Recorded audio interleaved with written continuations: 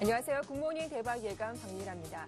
글로벌 증시가 모두 상승세로 거래를 마쳤습니다. 먼저 마감한 유럽 증시 장초반 혼조세를 보였지만 독일의 경제 지표가 긍정적이었고 또 FOMC에서도 추가 부양책이 나올 것이란 기대감에 주요국 증시가 모두 올랐습니다. 뉴욕 증시도 마찬가지 흐름을 이어갔는데요. 올해 마지막 FOMC에서 이달 말 종료되는 오퍼레이션 트위스트를 대체할 어떤 부양책이 나올 거란 기대감이 시장의 호재로 작용하기도 했습니다. 잠시 후 이 내용 자세하게 정리를 해드리도록 하고요. 유럽 쪽 이슈까지 함께 정리해보겠습니다. 저는 글로벌 핫 이슈로 다시 돌아오겠습니다.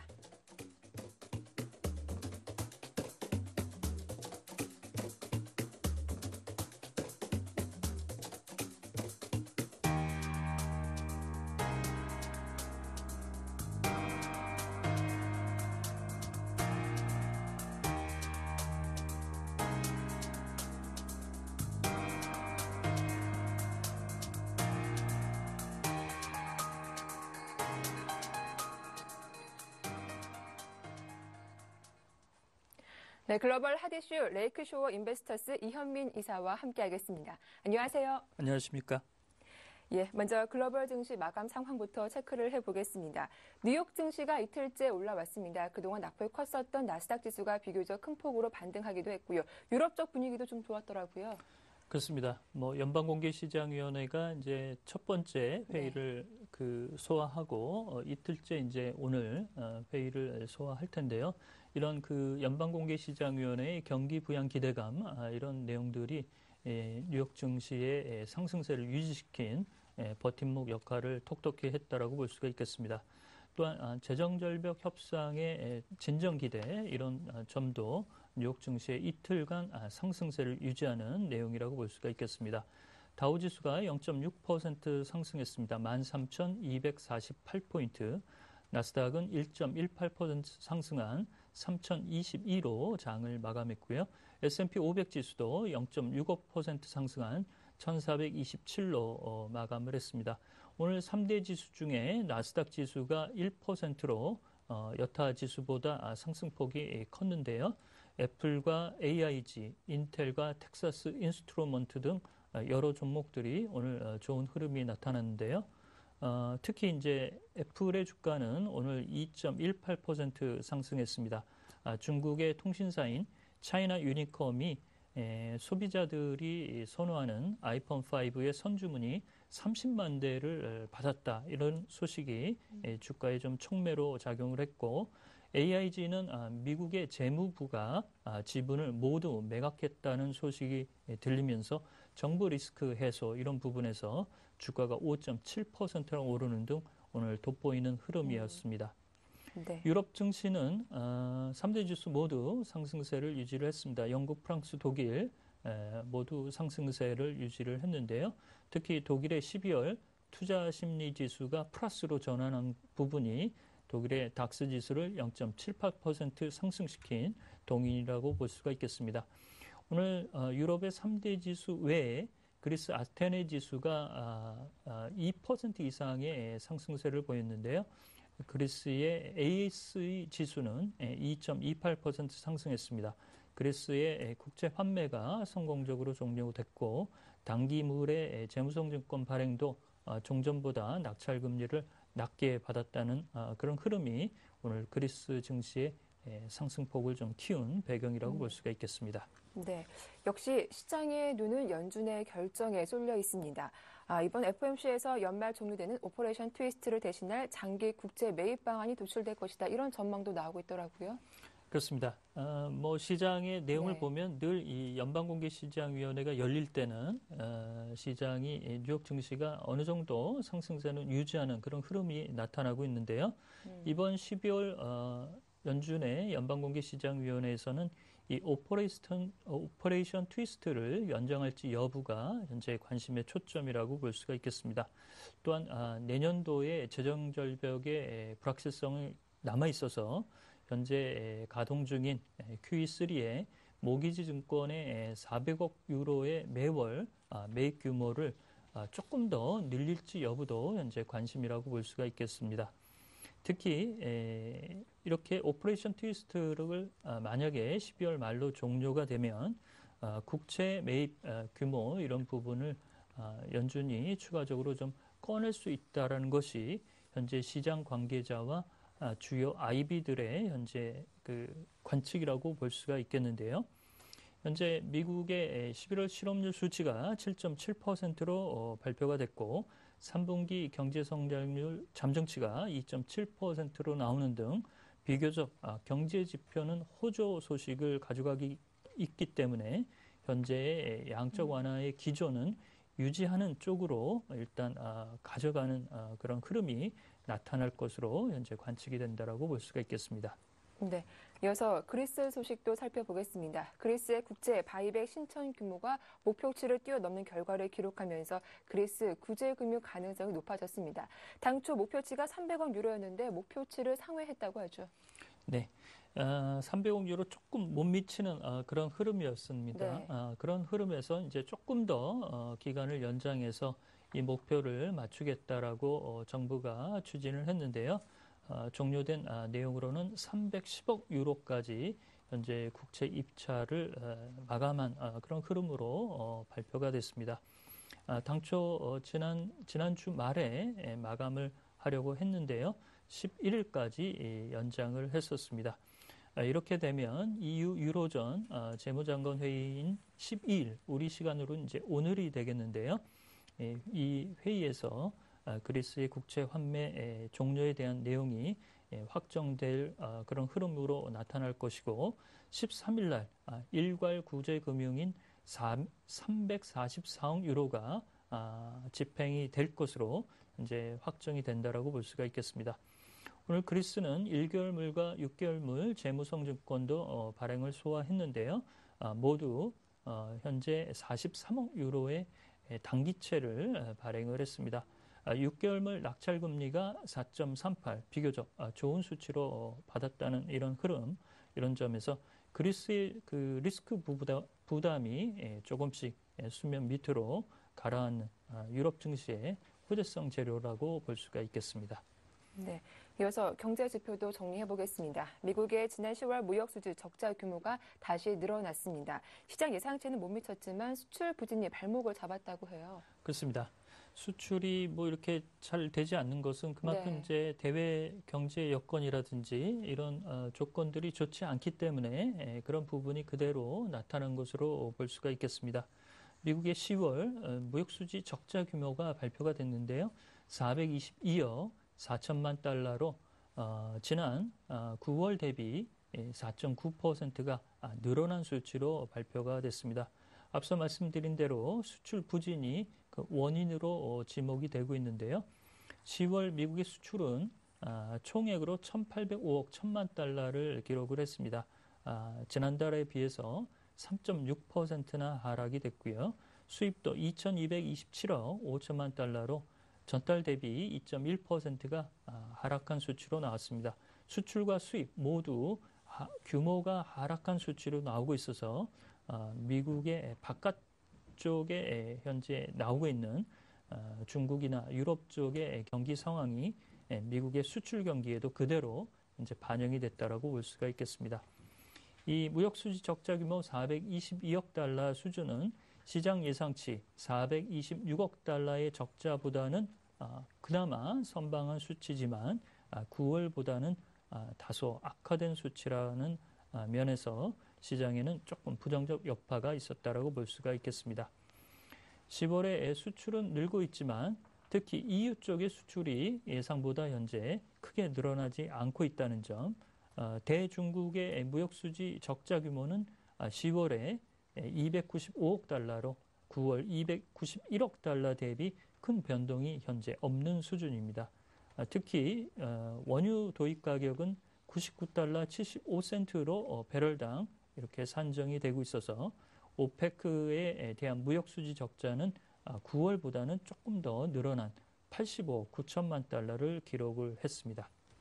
네, 연내 사임할 뜻을 밝힌 몬티 총리에게 내년 총선에 다시 출마할 거란 요구가 거세지고 있습니다. 이탈리아 상황도 한번 점검 받아볼게요. 그렇습니다. 이만한 적임자가 없다라는 것이 네. 이탈리아의 속내라고 볼 수가 있겠고요. 현재 이제 중국도 새 지도부가 들어오면서 정책의 연속성이 다소 좀 떨어지는 양상이 나타나고 있습니다. 이런 점을 이탈리아도 현재 걱정하고 있다라고 볼 수가 있겠습니다. 마리오 몬티 총리가 자유국민당의 지지 기반이 철회되면서 조기 사임하겠다라고 내용을 밝힌 이후에 EU의 주요 인사들과 현재 이탈리아의 중도 연합 쪽에서 차기 총리직에 다시 후보로 출마할 것을 현재 요청받고 있는 것으로 알려졌습니다. 몬티 총리는 그동안 테크노크라트, 현재 기술관료 중심의 내각이 종료가 될 경우 추가적으로 총리직에 나서지 않겠다라고 얘기를 했었는데요. 이렇게 중도연합이 적극적인 움직임을 보이자 현재 고민을 좀 하고 있는 것으로 알려지고 있습니다. 내년 예산안이 의회에서 통과된 이후 올해 크리스마스 이전에 몬티 총리가 현재의 총리 후보직을 수락할지 여부를 결정할 것으로 현재 보고 있는데 현재 중도연합이 적극적으로 현재 후보직에 나설 것을 요청하고 있어서 마리오 몬티 총리가 다시 총리직을 수락할 수 있는 가능성도 현재 좀 남아있다라고 볼 수가 있겠습니다. 네, 이어서 중국 쪽 지표 내용도 확인을 해보겠습니다. 중국의 11월 전력 수요가 안정적인 증가세를 이어갈 것으로 전망되고 있습니다. 이런 전력 수요가 시장에 미치는 영향은 따로 있을까요? 그렇습니다. 이제 네. 중국의 경제 지표를 어떻게 보느냐 이런 쪽에서 이제 그 중요도를 이제 구분하는데요. 특히 이제 리커창 부총리 이 리커창 부총리가 가장 중요하게 생각하는 3대 중국의 경제 지표로서 네. 이 전력 수요량이 들어가 있습니다. 그 다음에 두 가지가 은행의 대출 수요와 철도 운송량을 잘 봐야 될 것이라고 그 전에도 얘기를 했는데요. 어제 발표된 중국의 수출 경기는 예상치보다는 좀 저조했습니다. 그렇지만 산업 생산은 두 자릿수의 증가세를 가져가면서 내수는 그런대로 현재 꾸준하게 유지가 되는 것으로 발표가 되고 있습니다. 중국의 전력 수요는 지난 10월에는 6%가 증가를 했는데요. 이번에 발표된 11월 전력 수요는 전년 동월 대비해서 9%가 현재 늘어날 것으로 예측을 했습니다. 중국의 경제참고보가 국가에너지국의 관계자의 언급을 인용해서 현재 보도를 하고 있는데요.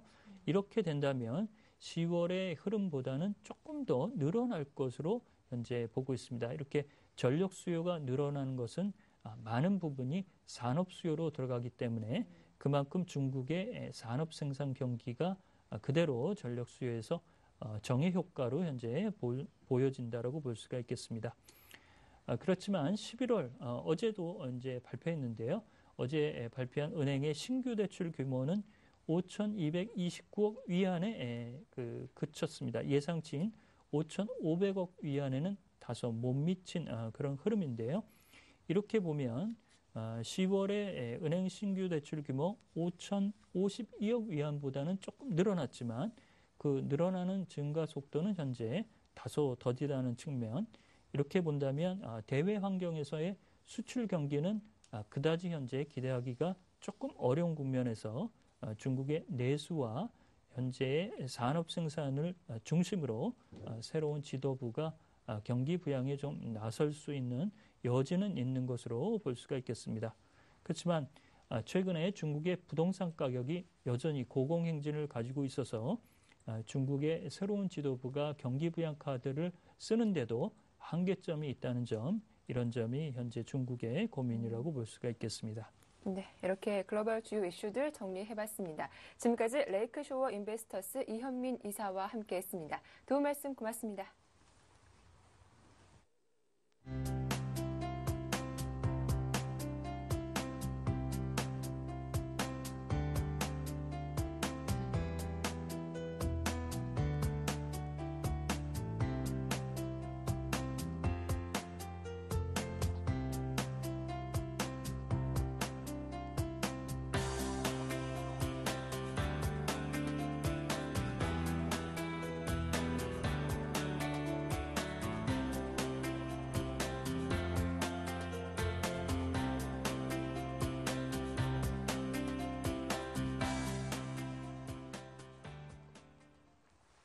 네, 전일장 국내 증시 마감 상황과 주요 이슈들 정리해 보겠습니다. 오늘 순서는 메르츠 종금증권 강서지점의 박재현 대리와 함께합니다. 안녕하세요. 안녕하십니까. 예, 먼저 국내 증시 마감 상황부터 살펴보겠습니다. 먼저 코스피 하락 하루 만에 반등에 성공했습니다. 외국인과 기관의 매수세가 상승 원동력이 되기도 했는데 1960포인트를 회복해줬고 외국인을 보니까 9거래 연속 순매수 행진을 또 이어가고 있어요. 네, 그렇습니다. 어제장 코스피 지수 FOMC 회의 기대감 그리고 또 중국 경기 회복에 대한 그런 기대감으로 1964.62포인트 상승 마감했는데요. 아무래도 외국인들은 이번 FOMC에서 조금 좋은 정책이 발표될 것이라는 기대감에 계속해서 선매수하고 있는 흐름 보이고 있습니다. 일단은 FOMC가 지금 진행 중인 상황인데요. 재정절벽 협상이 진전이 없고 정부의 부채 한도는 1천억 달러 미만으로 축소된 상황에서 이번 FOMC에 대한 기대는 더욱 커지고 있는 상황입니다. 그래서 오늘과 내일로 예정되어 있는 이번 회의에서는 일시적이더라도 재정 긴축에 따른 충격이 발생할 수 있는 우려가 있는 12월 말까지 오퍼레이션 트위스트가 예정되어 있기 때문에 이런 위기를 대처하기 위해서 다른 정책을 내놓을 것이라는 기대와 함께 연준의 경제 전망에 대한 그런 발표가 있을 예정입니다.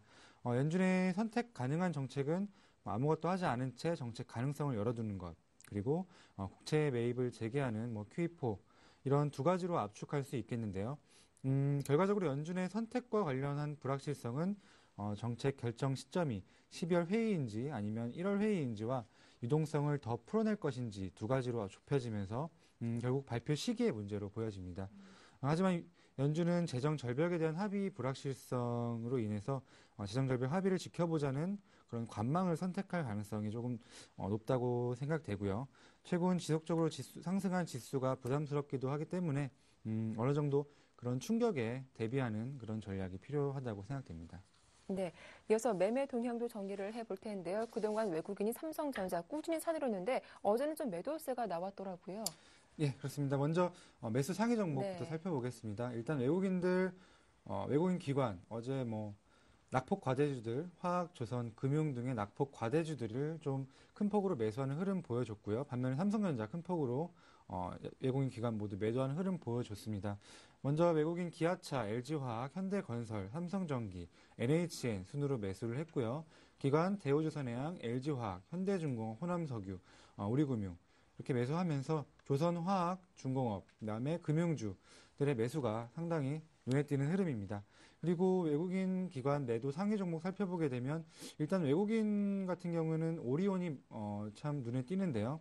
오리온 같은 경우에는 최근에 계속해서 상승세를 이어왔는데 아무래도 지금 경기 민감주로의 그런 수급 이동이 보여지면서 경기와 좀 관련이 없이 상승했던 오리온 이런 음식료 업종 그다음에 여기 매수 상위 종목에는 잡히지는 않았지만 아모레쥐라던가 코스맥스 같은 그런 화장품 업종들의 매도도 좀 눈에 띄는 흐름입니다. 매도 순위 살펴보게 되면 오리온, 삼성전자, KB금융, 대우조선해양, SK텔레콤 순으로 순매도했고요. 기관 같은 경우에는 삼성전기, NHN, 삼성전자, 호텔신라, 대우인터내셔널 순으로 매도했습니다. 삼성전자 같은 경우에는 오늘 어제장 양매도가 나왔는데요. 하지만 앞으로 갤럭시 S4 등의 실적, 갤럭시 S4 그리고 실적에 대한 기대감이 있기 때문에 조금 삼성전자가 좀 지수가 밀리면서 좀 하락하게 된다면 저점에서 좀 받아주는 그런 흐름 나올 수 있기 때문에 좀 하락 시에는 매수하는 전략 필요해 보입니다. 네, 이어서 코스닥으로 넘어가 보죠. 어제도 1% 이상 밀리면서 480포인트 초반까지 내려왔습니다. 수급으로 보면 외국인과 기관의 동반 매도가 나왔고 또 종목별로 봐도 정치 테마주가 줄줄이 급락하면서 당분간 코스닥 상승 탄력을 잃은 모습 보여주고 있어요. 예, 그렇습니다. 코스닥 지수 어제도 마이너스 8포인트 기록하면서 481.59포인트로 또다시 급락 마감했습니다. 지금까지 많이 올랐던 종목들 중심으로 큰 폭으로 하락하는 흐름 보여주고 있는데요. 수급별로는 개인이 순매수를 나타냈고 또 기관과 외국인이 좀 매도세를 나타내면서 지수 하락을 이끈 모습입니다. 특히 어제는 정치 테마주가 줄줄이 하한가를 기록하면서 이날 코스닥은 16종목이나 하한가를 기록하는 모습 보여줬는데요. 대선이 불과 일주일 앞으로 다가왔습니다. 그렇기 때문에 대선 테마주에 대한 그런 투자는 약간 좀 주의를 기울이는 그런 전략 필요해 보입니다. 예. 이어서 코스피 업종별 흐름 정리해 보도록 하겠습니다. 어느 업종이 강했고 약했는지 살펴봐 주시죠. 예. 일단 코스피 업종 살펴보겠습니다. 업종별로 보면 뭐 위험 자산 선호 현상이 이어지면서 소재, 산업재, 금융 등의 경기 민감 섹터가 강세를 이어가는 모습입니다. 수주 업종이죠. 화학, 철강 업종이 제품 가격 상승 그리고 중국 경기 회복에 대한 기대감으로 조금 강한 흐름 나타내고 있고요. 네. 금융업종 오랜만에 강세를 나타냈습니다. 특히 은행주들이 외국인과 기관 동시에 매수세가 공격적으로 들어오면서 큰 폭의 상승을 나타내는 흐름이고요. 반면에 경기 민감주로 매수세가 이동하면서 아까 말씀드렸듯이 내수 소비재, 음식료, 화장품 등의 내수 소비재 업종들이 큰 폭으로 하락하는 흐름 보여줬습니다. 전기전자 업종도 최근 단기 주가 상승에 따른 차익 실현 매물들이 나오면서 약세 기록했습니다. 네. 어제 전기 전자 업종 좀 약세를 보였지만 경기 민감주로 분류되는 철강과 화학 업종은 중국 경기 회복 기대감에 강세를 보였다라고 정리를 해주셨습니다. 이어서 코스닥의 업종별 흐름도 살펴보죠. 예, 코스닥 지수 급락을 하면서 네. 대부분의 업종 좀 하락하는 모습 보여줬는데요. 일단은 코스닥 지수 종이 목재 업종 제외한 전 업종이 하락 마감하는 모습 보여줬습니다. 하지만 종목별로 좀 특징적인 종목들을 살펴보게 되면 나노신 소재나 아바코 같은 종목들, 디스플레이 소재 종목들이 삼성의 투명 디스플레이 소재를 이용한 TV 개발 소식에 관련 종목들이 좀 상승하는 흐름 보여줬습니다. 하락업종 살펴보게 되면 많이 올랐던 종목들, 많이 빠졌습니다. 특징적으로 모바일 관련된 그런 종목들이 하락이 눈에 띄는 모습인데요. 특히 멜파스, S맥, ELK 등의 터치패널 관련주들 기관 중심으로 차익 실현 매물 나오면서 5%가량 하락 마감하는 흐름 보여줬습니다. 그 밖에도 많이 올랐던 업종들 게임, 카지노 이런 중국 소비 관련주 중심으로 조금 하락폭이 커지는 모습입니다. 네. 자, 이어서 어제도 원달러 환율이 1,076원으로 기록하며 또 연중 최저치를 기록하고 있는 모습인데요. 이와 관련된 전략 오늘 어떻게 세워볼까요? 네, 그렇습니다. 일단 미국 예. 추가 양적 완화에 대한 기대감이 커지면서 원달러 환율 계속해서 원화 강세가 이어가고 있는 흐름인데요. 일단은 오늘까지 그런 흐름 유지할 것으로 보여집니다. 아무래도 FOMC 회의가 아직 끝나지 않았기 때문에 네. 오늘까지는 조금 낙폭 과대주들에 대한 그런 상승 흐름 이어갈 것으로 예상이 되고요. 일단 원달러 환율이 1,080원, 심리적 지지선인 1,080원도 이탈한 모습입니다. 그렇기 때문에 환율 하락 그런 원화 강세 업종에 대한 수혜주들에 대한 그런 투자가 필요해 보이는데요. 일단 원재료 수입 비용 감소 효과가 있는 음식료 업종 그리고 외화 부채가 많이 있는 항공이나 해운 업종 조금 주목할 필요가 있어 보입니다. 네, 오늘은 이렇게 원화 강세 수혜주에 주목해 보자라는 말씀까지 잘 들어봤습니다. 지금까지 메르츠 종공증권 강서지점의 박재현 대리와 함께했습니다. 도움 말씀 고맙습니다. 감사합니다. 네, 이어서 샘플러스 김형근 전문위원과 어제장 이슈 점검해 보겠습니다. 안녕하세요. 네, 안녕하세요. 예, 먼저 그동안 낙폭이 컸던 철강, 화학업종 어제 좀 강세를 이어가기도 했습니다. 이런 반등이 어떤 의미를 부여할 수 있을지 좀 점검해 주시죠. 예, 그렇습니다. 전일 철강, 화학, 조선 이러한 업종들이 상당히 강세를 보여줬었는데요. 네. 그러한 부분은 약간의 이제 sek터의 스위칭, 이런 메이저들의 수급의 어떤 변화 부분으로 좀 해석을 해야 될 것 같습니다. 그동안 상당히 좀 우리 올해 같은 경우에 좀 강했던 그런 섹터를 보면 방어적인 성격을 가지고 있는 제약이라든가 음식료라든가 이러한 종목들이 상당히 좀 강세를 보여줬습니다. 현재 구간에서는 소재, 산업재 등의 경기 민감주 이런 쪽으로 좀 섹터가 좀 바뀌어가고 있는 그런 흐름이라고 좀 판단이 들고요. 이러한 경기 민감주의 강세를 보자면 그 이면에는 3분기 때 이런 세계 경기가 좀 저점을 찍었다는 인식 이러한 부분도 좀 자리를 잡고 있지 않나 이렇게 좀 생각을 해볼 수 있을 것 같고요. 하지만 이제 개인적인 제 생각은 현재 이러한 상황은 수급에 의한 그러한 주가의 흐름이라고 좀 판단을 하고 있고요. 미국의 재정절벽이 협상이 재개 가운데서 연결이 될 거라는 그러한 가능성, 이러한 기대감, 현재 그리고 FOMC에 대한 기대감 이러한 부분으로 좀 긍정적인 면으로 시장에서 좀 받아들이고 있다 이렇게 판단이 들고요. 그러한 부분도 또 제 개인적인 생각을 좀 덧붙이자면 약간은 좀 선반영되고 있는 이러한 좀 생각도 좀 들고요. 그리고 현재 관련 그러한 화학, 철강, 정유주를 중심으로 한 이러한 또 상승 부분이 좀 나타나고 있다는 거죠. 이러한 부분은 상당히 시장에서 현재 좀 계속 긍정적인 면을 좀 찾아가고 있는 것 같습니다. 주가 상승을 지수로 해서 상승을 시키면서 좀 상승을 좀 보여주고 있는 상황이죠. 전차와 그 타 업종 간에 순환되면서 지수를 완만하게 좀 올리고 있는 상황인데요. 시장에서 상당히 좀 긍정적인 면을 계속해서 좀 찾아나가고 있는 상황 같습니다. 그래서 현재 시장의 흐름은 상당히 좀 긍정적인 면이라고 좀 볼 수 있을 것 같고요. 그래서 현재 아까 제가 개인적인 생각을 좀 덧붙여서 말씀을 드렸지만 수급에 의한 부분과 어느 정도는 또 선반영돼 가고 있는 이러한 부분도 좀 말씀을 드렸는데요. 이 부분이 현재 수급에 의해서 흘러가고 있지만 어쨌든 이러한 시장의 흐름은 또 우리가 투자자 입장에서는 뭐 거스를 수 없는 그러한 상황이라고 좀 판단을 하고요. 그래서 일단 개인적인 그 시장에 대한 전략적인 부분과 같이 좀 말씀을 드리자면 어느 정도 좀 조정이 나올 수 있는 그러한 구간에 오고 있다고 생각을 합니다. 옵션 만기라든가 이번 주 금요일 뭐 이러한 재정 결벽에 대한 연내 합의에 대한 부분이 약간의 우리 기대에 못 미치는 결과가 나온다면 좀 조정이 나올 수 있다고 생각을 하고요. 그래서 그러할 때가 오히려 또 기회가 될 수 있다고 생각을 합니다. 그래서 그럴 때를 대비해서 투자자들은 어느 정도 현금 비중을 좀 마련을 해야 될 것 같고요. 분명히 근데 현재 상태에서도 방금 말씀드린 그런 소재산업재 관련해서 충분히 관심을 가질 수 있는 종목은 있는 상태입니다. 이격이 지금 많이 벌어진 대형주들 같은 경우에는 현재 신규로 접근하는 투자자들은 또 추격 매수가 될 수 있는 그런 우려가 좀 있는 상황입니다. 현재는 이격이 좀 적게 벌어진 이러한 대형주 쪽으로 접근을 한다면 이격이 좀 좁게 벌어진 이러한 쪽으로 접근하는 부분이 맞다고 생각을 합니다. 관련해서 SK 이노베이션을 점검을 좀 해보도록 할 텐데요. SK 이노베이션 같은 경우 현재 PBR이 지금 0.8배 수준입니다. 역사적 하단에 위치한 그러한 상태입니다. 유가가 현재 지금 하향 안정화가 좀 되고 있고요. 그리고 글로벌 석유 제품 수급이 상당히 좀 타이트한 상태입니다. 그래서 정유 부분의 이익 규모가 좀 상향될 거라고 보고 있고요. 이러한 부분이 수익성을 좀 개선을 시키리라고 보고 있습니다. 물론 4분기 때 부진할 거라고 전망을 하고 있습니다. 업황 자체가 좋지 못했기 때문에 좀 부진할 거라고 보고 있는데요.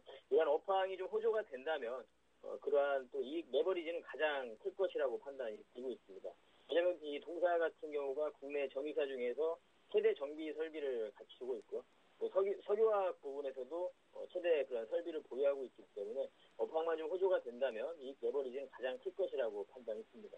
파라자일렌의 구조적인 업황 호조 이러한 부분도 가격 강세가 좀 기대가 됨에 따라서 석유화학 부분에서도 안정적인 이익을 창출을 할 수 있을 거라고 좀 기대를 하고 있고요.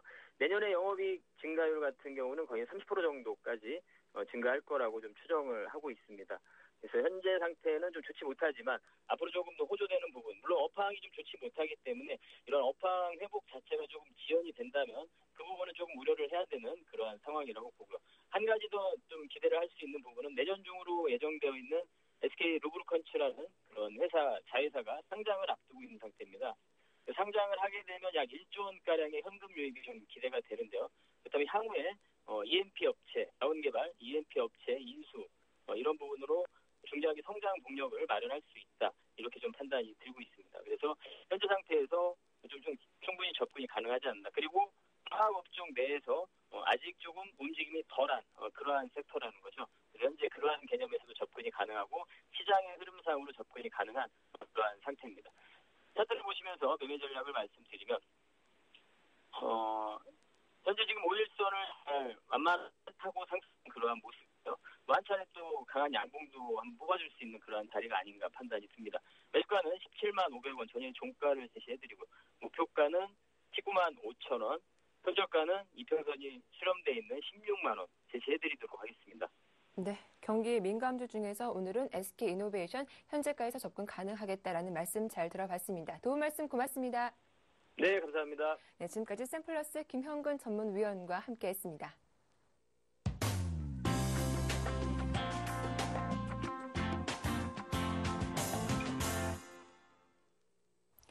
네, 이어서 평택총론 정호영 전문가와 함께 오늘장 전략 세워보도록 하겠습니다. 안녕하세요. 네, 안녕하세요.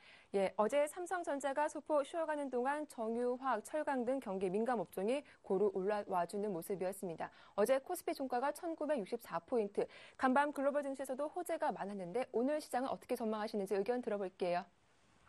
네, 오늘도 결국 삼성전자하고 이제 파생 흐름이 결정한다 볼 수 있겠는데요. 네. 중요한 것은 뭐냐면은 사실 정상적으로 시장이 가기 위해서는 전기전자가 좀 미약하게나마 좀 가주면서 나머지 업종들이 이제 올라가줘야 되는데 어제 올라갔던 업종들이 뭐냐면은 이제 그동안 가지 않았던 대중주 그러니까 증권 건설 그리고 낙폭이 과대했던 운송 장비라든가 철강 금속, 화학 이쪽에서 올라갔거든요. 그래서 조금 약간 문제가 있다 볼 수 있겠는데요. 재미난 게 뭐냐면은 어제 금융위원회에서 증시 양극화에 따른 어떤 그 대책회의가 열렸다고 뉴스를 봤습니다. 그러니까 무슨 말이냐면은 현재 시장에 참여하고 있는 투자자들도 이미 체감하고 있는 건데 이제는 정부기관에서 그걸 완전히 이제 인정을 해버린 거죠. 현재 어떤 상태냐면은 그렇게 보시면 돼요. 삼성전자가 이제 시가총액 톱 10 종목 중에서 그 하나가 그러니까 나머지 9종목하고 지금 시가총액이 거의 똑같습니다. 그러니까 탑 10 중에서 1등이 당연히 삼성전자인데 나머지 9종목하고 삼성전자 하나가 똑같고요. 그다음에 삼성전자하고 현대차 두 종목 그러니까 원투죠. 두 종목이 우리나라 증시 전체에서 23%입니다. 그러니까 사실 말이 안 되는 거죠. 자, 단기하고 중기 시장 잠깐 말씀드리겠습니다. 오늘 단기는 역시 삼성전자하고 이제 파생 흐름인데요. 중요한 게 이제 좀 이따 말씀을 드리겠고요. 그 다음에 중기는 역시 어제와 똑같습니다. 종가 기준으로 1975, 1925선. 이것만 여러분들이 판단해달라 설명드릴 수 있겠고요. 1975선에서 이렇게 쉽게 넘을 수 있는 라인이 아닙니다. 만약에 종가 기준으로 1975선이 넘어버리면 이거는 일단은 좀 긍정적으로 볼 수밖에 없고 다시 한번 우리가 트렌드를 바꿔야 된다 볼 수 있겠고요. 뭐 어차피 2000선 위에서 뭡니까 여러분들이 이제 위험관리 들어갔기 때문에 뭐 늦게라도 다시 따라잡으면 될 것 같고요. 반대로 1925선이 무너지면은 급격하게 무너질 가능성이 있습니다. 그래서 그걸 여러분들이 유념하셔야 된다 설명드릴 수 있겠고요. 자, 그러면 조금 전에 그 증시 양극화에 따른 어떤 이런 현상 말씀드렸었는데요. 코스피하고 코스닥 2012년 등락률을 한번 제가 비교해 드리겠습니다. 현재 그 코스피와 코스닥의 이제 지수를 갖고 이제 판단해 보면요. 코스피 같은 경우는 이제 고점 대비 이제 마이너스 4.5% 하락했습니다. 그러니까 4.5만 더 올라가면 이제 최고점이라고 볼 수 있겠고요. 최저점 대비는 무려 11.7%가 상승했습니다. 그래서 현재 나름대로 위에서 내려온 것보다는 아래에서 올라간 게 더 많은 이런 양상인데요. 코스닥은 이제 정반대입니다.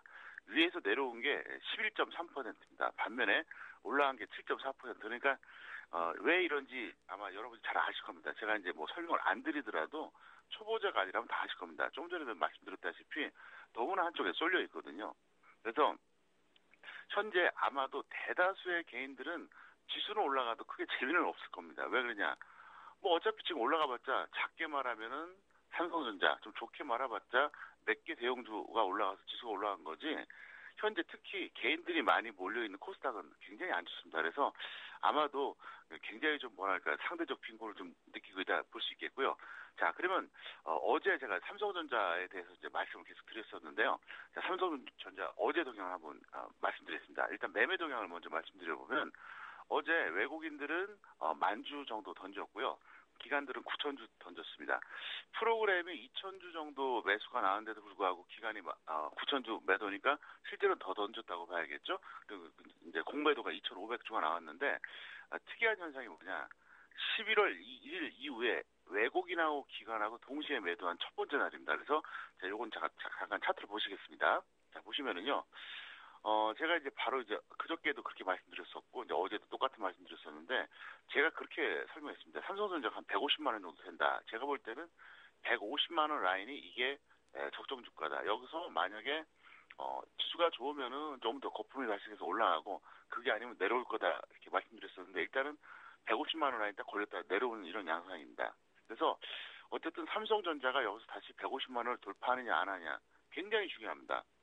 왜냐하면 삼성전자 한 종목만 해도 시가총액이 엄청나고 어차피 톱 10 종목 중에서 그 삼성전자 하나가 나머지 9종목하고 지금 시가총액이 같기 때문에 정말 막대한 영향이 있다고 볼 수 있겠죠. 그래서 일단 여러분들은 오늘 수급 동향하고 가격을 한번 잘 관찰해봐달라 설명을 드릴 수 있겠고요. 자, 두 번째는요. 선물 12월물 누적 매매 동향입니다. 이것도 아주 재밌게 돌아가고 있습니다. 바로 이제 어제까지 이제 기준인데요. 개인들은 2,200계약 순매도, 외국인은 2,500계약 순매수, 기간은 1,200계약 순매도입니다. 자, 그런데 이거 역시 그림으로 잠깐 보시겠습니다. 완전히 아주 기가 막힌 뭐랄까 대반전이 일어났죠. 10월 초순에 거의 한 방향으로 이제 모였다가 어떻습니까? 11월 중순에 이제 엄청나게 벌어졌습니다. 한때 뭐 외국인들은 23,000계약까지 순매도가 나왔으니까요. 그러다가 최근에 크로스가 되면서 뭐 거의 이제 좀 비슷한 양상인데 아마도 이제 내일이 이제 12월 만기일이기 때문에 여기서 점점 제로 베이스로 아마 좁혀지지 않을까 이렇게 보고 있습니다. 무슨 말이냐면 결국은 전체적으로 봤을 때 외국인 기관 개인이 결국 이제 플러스 마이너스 따졌을 때 거의 0에 가까운 그러니까 그런 상태가 되지 않을까 이렇게 볼 수가 있겠습니다. 그래서 일단 제가 드리고 싶은 말씀은 그거예요. 다시 한번 차트 한번 보시겠는데요. 자, 현재 먼저 이제 코스피 보겠습니다. 보시면 어때요? 좀 전에 말씀드렸다시피 현재 상태가 아주 좋습니다. 굉장히 탄력적인데 역시 삼성전자하고 이제 파생 흐름 이 영향인데요. 반대로 코스닥 보겠습니다. 네, 코스닥은 오히려 지난번 그 11월 저점하고 똑같아요. 이게 참 말이 안 되는 거죠. 다시 한번 보여드릴까요? 보세요. 자, 코스피는 11월 저점하고 어떻습니까? 비교했을 때 많이 올라왔습니다. 굉장히 많이 올랐어요. 그런데 코스닥을 보면 어떻습니까? 거의 똑같죠. 둘 중에 하나는 비정상이라고 봅니다. 근데 그게 어떤 게 비정상인지는 결국은 시간이 지나면은 저는 판명될 거라고 생각하고 있습니다. 이 코스피 1950포인트 이상에서는 주식 비중을 50에서 75%로 유지하자라고 하셨는데 그렇다면 절반 이상을 주식으로 보유하는 건데요. 이 주식을 담을 때, 종목을 담을 때 어느 부분 유념해서 봐야 할지 좀 점검을 해주시고요. 코덱스 인버스도 다시 한번 살펴봐 주시죠. 네, 일단 이렇게 해주세요.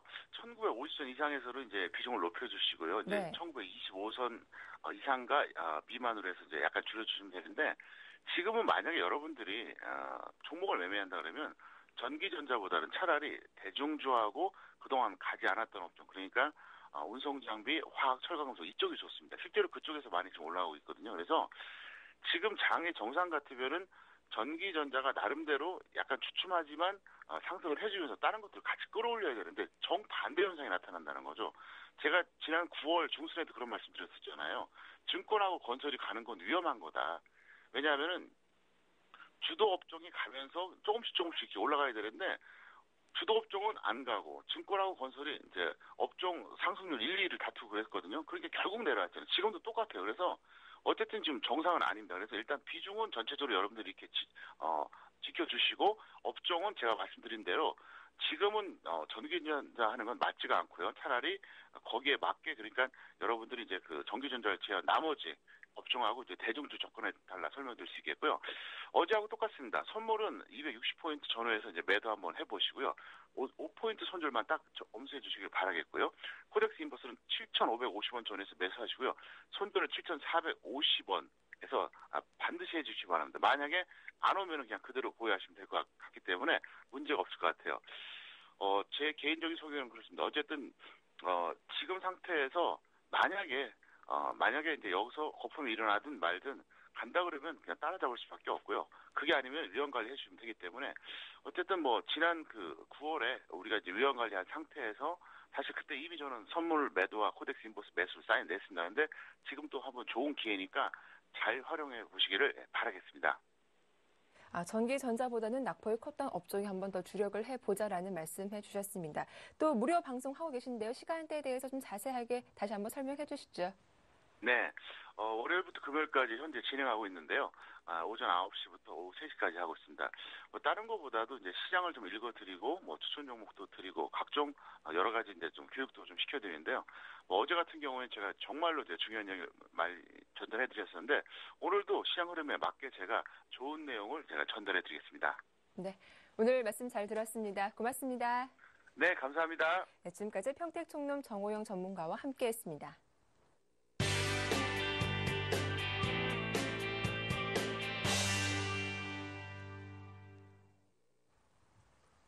네, 이슈앤이슈 오늘 순서는 서울경제신문 생활산업부의 조성진 기자와 함께하겠습니다. 안녕하세요. 안녕하세요. 네, 직장인 연말 정산이 한 달여 앞으로 다가왔습니다. 13번째 월급이라고 불리기도 하죠. 올해 연말 정산 어떤 것이 달라지게 될까요? 네, 올해 연말 정산에서는 근로소득세의 연말 정산에서 월세 소득 공제가 확대됩니다. 국민주택 규모 이하 주택에 사는 무주택 세대주를 대상으로 월세의 40%를 소득 공제하던 제도가 총 금액 3천만 원 이하에서 5천만 원 이하로 확대됩니다. 또 배우자가 부양가족이 없는 단독세대주일 경우에도 공제를 받을 수 있어서 미혼이나 사회초년생 근로자가 혜택을 받을 수 있을 것으로 보입니다. 대상자는 연말까지 주민등록등본선 주소지와 임대차 계약서 주소지가 같도록 전입신고를 마치고 월세 외에 보증금이 있는 경우에는 임대차 계약 증서의 확정일자를 받아야 합니다. 지인에게서 연 4% 이상 이자로 전세금이나 월세 보증금을 빌린 뒤 원리금을 갚았을 경우에도 소득공제를 받을 수 있습니다. 신용카드와 현금 영수증 소득공제율은 소득공제율은 변함없지만 체크카드는 30%로 늘어났습니다. 전통시장에서 쓰는 금액도 30% 공제율이 추가됐는데 전통시장 사용분은 공제 한도도 100만 원이 많아 400만 원까지 공제받을 수 있습니다. 때문에 신용카드와 현금 영수증 사용 금액이 총 구매액의 25%를 초과했다면 연말까지 체크카드를 주로 쓰고 전통시장을 이용하는 것이 유리하다고 국세청은 설명했습니다. 올해부터는 또 고등학교와 대학 유학생의 경우 부모와 1년 미만 해외에서 살았을 경우에도 일부 교육비가 공제 대상에 포함되는 등 유학생에 대한 공제 요건이 완화됩니다. 국세청은 다음 달 15일부터 연말정산 간소화 홈페이지를 통해 교복 교육비를 비롯한 그 소득공제 증빙 12개 항목을 제공합니다. 올해는 경기부양책이 하나로 9월부터 근로소득세 원천 징수세액이 10% 줄어 직장인 대부분 환급액이 줄거나 추가로 소금을 더 내야 하는 사람들이 늘 것으로 보입니다. 네. 국내 재계 서열 6위인 포스코가 지난 10월 말 비주력 사업 부문인 유통계열사를 매각하는 방안을 검토하고 있다고 밝혔는데요. 롯데그룹이 일괄 인수하는 방안을 추진하고 있습니다. 관련 내용 자세하게 설명해 주시죠. 네, 그 롯데그룹이 그 포스코 그룹 계열 유통시설을 일괄 인수하는 것을 추진하는 걸로 알려졌습니다. 관련 업계에 따르면은 롯데는 포스코건설 소유의 베트남 호찌민 주상 복합 건물인 다이아몬드 플라자와 부산 주상복합 쇼핑몰 센트럴스퀘어 그리고 대우 인터내셔널 소유의 창원 대우백화점을 일괄 인수하기 위해서 막판 단독 협상을 진행 중입니다. 포스코와 롯데는 이르면 다음 주 늦어도 연내 협상 타결을 목표로 가격을 조율하고 있습니다. 일괄 매각 형식에는 합의한 것으로 알려졌습니다. 포스코는 지난달 초 3개의 유통시설에 대한 매각 입찰을 벌였지만 롯데, 이랜드, 한화 등 3개 참여사 모두 낮은 가격을 제시해 협상에 난항을 겪어왔습니다. 최근 롯데가 협상 의지를 재확인하며 빠른 속도로 논의가 진행 중인 것으로 전해집니다. 동남아시아 진출을 경화하고 있는 롯데로서는 베트남 다이아몬드 플라자가 매력적이었을 것이라는 게 업계의 해석입니다. 앞서 신동빈 롯데그룹 회장은 이달 초 사장단 회의를 열고 좋은 M&A가 나왔을 때 반드시 성사시켜 경쟁력을 강화해 나가야 한다면서 해외 사업을 하는 데 있어 무엇보다 중요한 것은 적기에 진출해서 시장을 선점하는 것이라고 강조한 바 있습니다. 다만 포스코건설의 다이아몬드 플라자 지분에 대한 조건이 있어 롯데가 앞으로 이를 어떻게 풀어나갈지 주목됩니다. 포스코건설과 베트남철강공사는 6대4 비율로 특수 목적 회사를 세워서 다이아몬드 플라자를 소유 운영하고 있는데 포스코건설은 다이아몬드 플라자를 2034년까지 임대 운영할 수 있습니다. 이후에는 운영권이 베트남철강공사에 무상 기속되어 있습니다. 네, 다음 소식입니다. 기술적 결함으로 장거리 로켓 발사 시기를 연장했던 북한이 로켓을 해체한 것으로 알려졌습니다. 올해 안에 발사하려던 계획을 포기한 것인지 아니면 3단 로켓을 새로 조립하려는 의도인지 아직 명확하게 드러나지 않았다고 하죠. 네, 그 정부 관계자는 그 북한의 그 로켓이 3단 로켓의 해체 작업에 들어간 것으로 보인다고 말했습니다. 해체 시점은 11일 오전인 것으로 파악됐습니다. 우리나라와 미국 등의 그 인공위성에서 찍은 사진을 정밀 분석한 결과입니다. 한미연합사에서 정확한 이유와 상황을 판단하기 위해 위성 사진에 대한 정밀 분석을 추가로 벌이고 있습니다. 북한 평안북도 철산군 동창리 발사장 주변에서는 트럭과 근무 인력들이 분주하게 움직이는 정황도 포착된 것으로 전해집니다. 아직까지 정부는 다소 신중한 입장이지만 북한이 사실상 이른 시일 안에 로켓을 발사하려는 계획은 포기하고 시간이 걸리더라도 정밀 과정을 거쳐서 로켓을 발사하려는 의도로 판단하고 있습니다.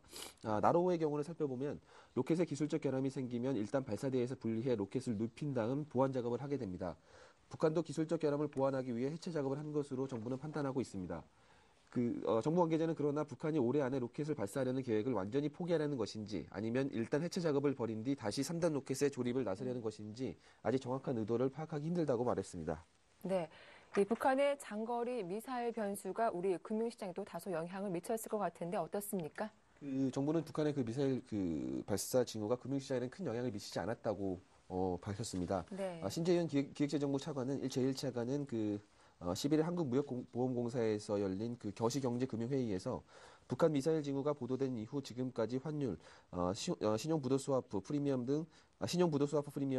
등은 조금 상승했지만 지표가 영향을 받았다고 보기는 어렵다고 말했습니다. 이어 북한의 동향을 예의주시하며 시장 상황을 감시하겠다면서 미사일 발사에 따른 불안 심리가 높아지면 컨티전스 플랜에 따라 제때 대응하고 필요하면 긴급 거시경제금융회의를 소집하겠다고 강조했습니다. 신 차관은 금융시장의 리스크 요인이 연말에 집중되고 있다고 우려했습니다. 그러면서 북한의 미사일 발사 징후와 함께 유럽의 위기가 지속하고 있고 미국 재정 절벽 문제가 해결이 안 되고 있다고 예를 들었습니다. 네. 이 대형마트가 오늘 첫 번째 자율 휴무에 들어갑니다. 일요일 강제 휴무를 하는 일부 점포를 제외하고 일제 휴업하는 건데요. 관련 내용 전해주시죠. 네, 오늘 대형마트에서 장을 보려고 하셨던 분들은 하루를 미루셔야겠는데요. 이 마트는 전국의 147개 점포 가운데서 111개 점이 오늘 첫 번째 자율 휴업에 들어간다고 밝혔습니다. 나머지 36개 점은 주말 의무 휴업 대상이어서 이번 휴무에서는 제외됐습니다. 이마트는 파주점과 파주운정점은 이달 넷째 주부터는 지자체 협의에 따른 유무휴업이 지금 적용된다고 덧붙였습니다. 홈플러스의 133개 점포 가운데 99개도 오늘 자율휴무에 들어갑니다. 현재 강제휴업에 해당되는 점포는 모두 34개로 이 가운데 영주점과 파주 문산점은 둘째, 넷째 월요일에, 서귀포점은 둘째 금요일과 넷째 토요일에 각각 쉬고 있습니다. 홈플러스 익스프레스의 경우에는 총 349개 점포 가운데 291개가 오늘 쉽니다. 롯데마트는 100개 점포 중에서 79개가 자율휴무에 실시합니다. 이 중 77개는 12일부터 쉬고 강변점은 둘째, 넷째 화요일, 그리고 정읍점은 둘째, 넷째 월요일에 휴무를 실시합니다.